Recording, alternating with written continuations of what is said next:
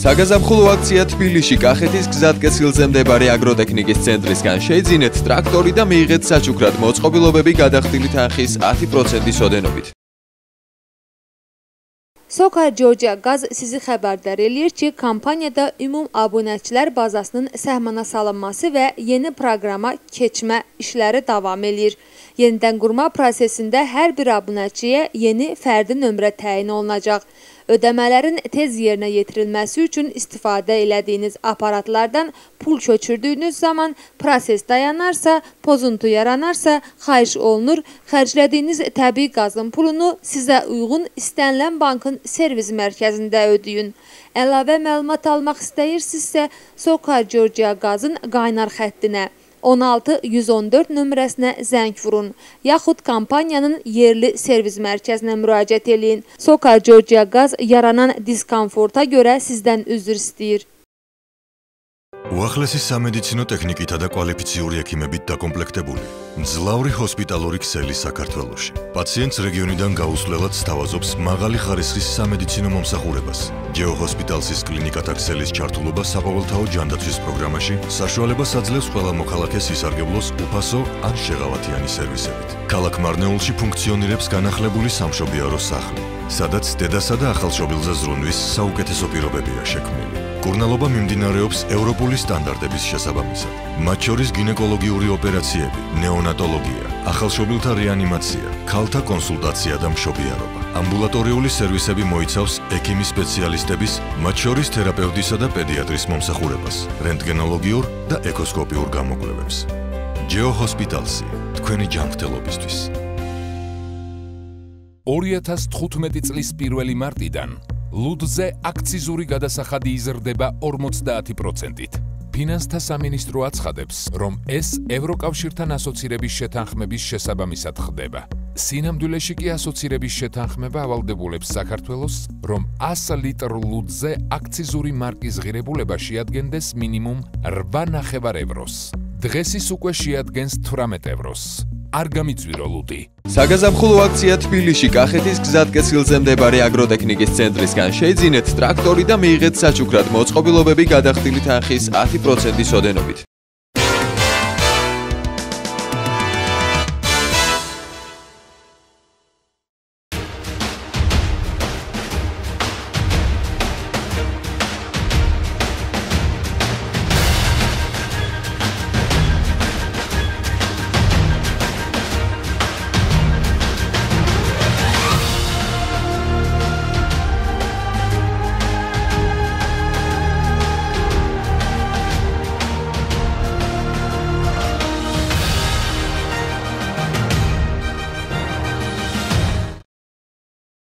Təzəkənd əhalisi elektrik enerjisi vergilərinin çoxluğundan etiraz eləyərək kənddə aksiya təşkil ediblər.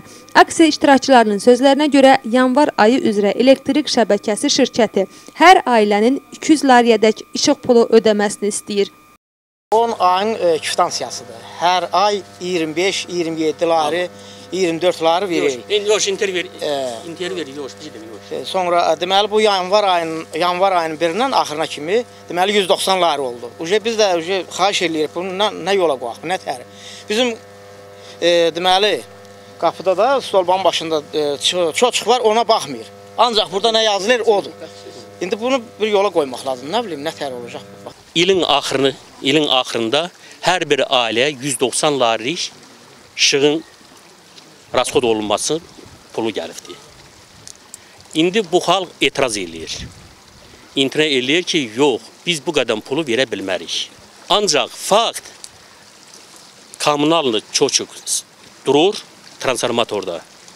Orada yazılan summanın əsasında bu xalqın üzərində paylaşdırılmışdır bu qədər 190 larilik pul. Xalq deyirlər ki, mən də şahidiyəm bunlarla, vəziyyətimiz ağırdır. Bu qədər 190 lariyi biz bir dəfəyə verə bilmirik. Məsələyə Energo Pro Georgia'nın Marneuli servis mərkəzindən də aydınlıq gətirilib. Servis mərkəzinin rəhbəri danışıqların getdiyini və günün sonuna dək kompaniyanın mövqeyinin məlum olacağını bildirib. Biz bu məsələ ilə bağlı rayon rəhbərliyi ilə gün ərzində danışıqlar aparıq. Ola bilsin, əhali üçün güzəştə gedək və yanvarda istifadə olunan elektrik enerjisinin pulunu 4 aya ödəyərlər. Hələ danışıqlar davam edir. Əgər işıq pulu aylara bölünməzsə, təzəkəntlilər aksiyaların təşkilinə davam edəcəklərini deyirlər.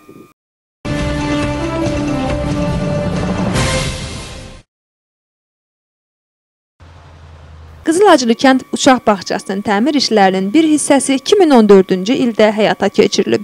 Sona çatmış təmir işlərinə 50 min lari xərclənib. Bu il bağçanın təmir işləri tamamlanmalıdır. Məsələ ilə bağlı bələdiyyənin infrastruktura xidmətinin rəhbəri müsahibə verib. Qızılacılı uşaq bağçasında təmir işləri 2014-cü ildə sona çatdı. Yəni, bağçanın bəzi yerlərini təmir elədik.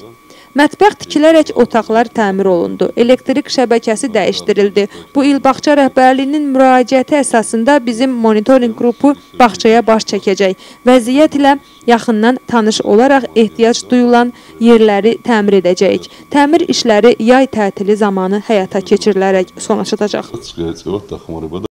Bağça pedaqoqları və rəhbərliyi binada aparılmış təmir işlərini müsbət dəyərləndirirlər. Mən işə başlayanda bağçada şərait çox əlverişsiz idi. Stul, masa, hər şey köhnə idi. Hazırda şərait düzəlib. Bağça çox gözəlləşdi. İstərdik ki, daha yaxşı olsun.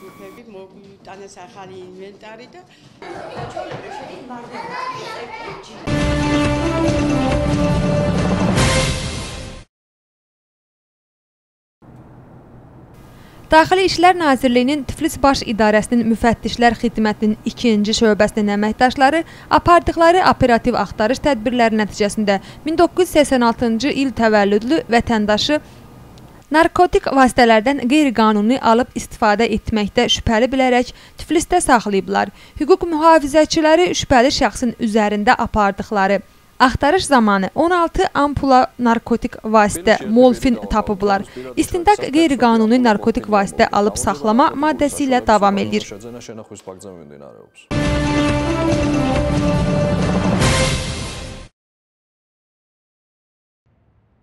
Gürcüstanın su təchizatı kampaniyasında 2013-14-cü illərdə böyük miqdarda məbləğ mənimsəməkdə şübhəli bilinərək Maliyyə Departamentinin keçmiş rəhbəri saxlanılıb. Kampaniyanın əməkdaşını Daxili İşlər Nazirliyinin Rüşvətə qarşı mübarizə agentliyində davam edən arayışlar zamanı aparılmış operativ tədbirlər nəticəsində saxlayıblar.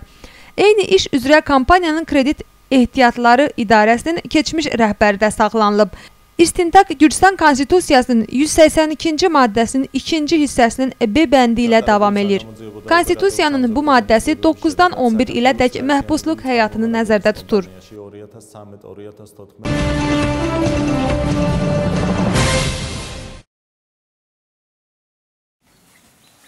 Daxili İşlər Nazirliyinin Samegrolo Yuxarı Svaneti üzrə Baş İdarəsinin Detektivlər Şöbəsinin əməkdaşları apardıqları axtarışlar nəticəsində 1979-cu ildə anadan olmuş vətəndaşı insan öldürməkdə şübhəli bilərək saxlayıblar.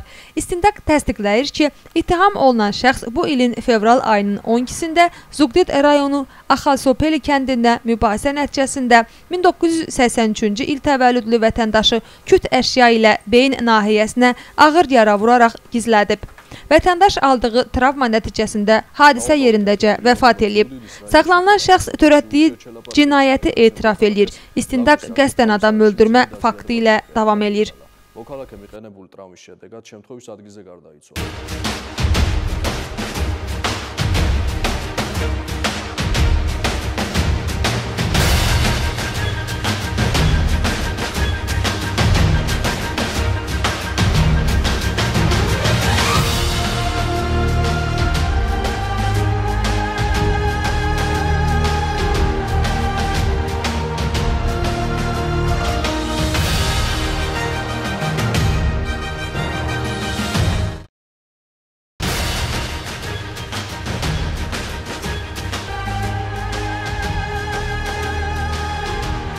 Marneuli Bələdiyyəsi 2015-ci ilin yanvarı. 2015-ci ilin yanvar ayında Marneulidə bələdiyyə zibilxanası vaxtında yenidən quruldu. Onun ərazisi hasarlandı. Poligonadək yol, su süzmə arxı salındı. Ərazi elektrikləşdirildi. Poligona 300 tonluq tərəzi yerləşdirildi. 8 hektar ərazini tutan bu zibilxana ekoloji sanitar normalara cavab vermirdi deyə yerlilərə həyati təhlükə yaradırdı.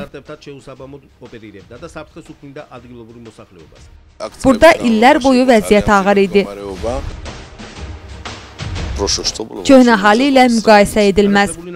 Yeni tikilən zibilxana istifadəyə verilən kimi zibil qalıqları seçilərək uyğun qablara yerləşdirildi. Bu da ətrafa vurulan zərəri azaltdı. Qarışıq tullantılar poligona yaxın mərkəzi yolu daha çirkləndirmir. Dövlət tərəfindən maliyyələşən layihənin dəyəri 529.929 laridir. Layihə üzrə 530.000 lari xərcləndi. İnşa işlərinə 26 yerli sakin qoşulmuşdu. Yanvar göstəricilərinə əsasən 72.000 larilik büdcəyə malik kommunal təsərrüfat təxminən 50.000 yerli sakinə xidmət eləyib. Təsərrüfat sözü gedən zibilxanaya 1931 kubmetr zibil qalığı gətirib. Yerli kommunal təsərrüfatda 100-ədək yerli sakin çalışır.